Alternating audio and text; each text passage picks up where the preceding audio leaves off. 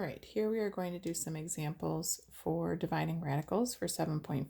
So the first one is just a basic where there is a radical in the denominator, and what we're kind of doing is rationalizing the denominator. So that means we don't want the square root or any radical symbol in the denominator. So we're trying to multiply by something that will essentially eliminate that square root. So what eliminates the square root is another square root, because the second, when you multiply the same thing by itself twice, that's squared, and squared cancels square root because the 2's cancel.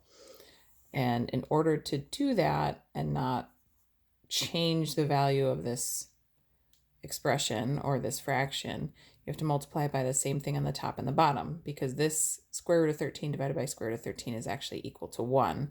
So by multiplying by the same thing on the top and the bottom, we're not actually changing the value of the fraction. So we multiply straight across. So we have m times the square root of 13 divided by square root of 13 times square root of 13, which is essentially the square root of 13 squared. So we get m times the square root of 13 in the numerator divided by 13. And so we have rationalized that denominator. For the second example, now we have a cube root. So what we're looking for is something a little different.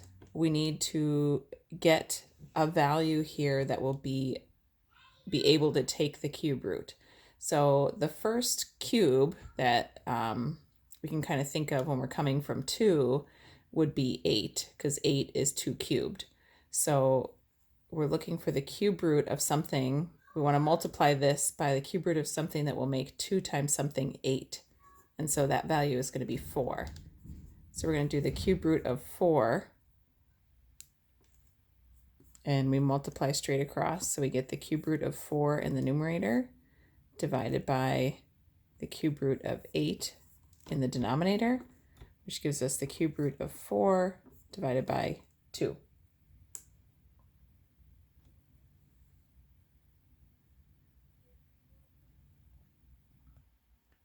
Okay, and for the third example, for this first part, is we are dividing by the fourth root of 8.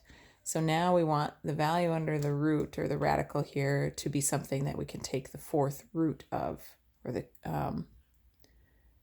the first one, if you can kind of think of, the 2's are helpful to kind of think through. So like 2 times 2 times 2, 2 cubed is 8.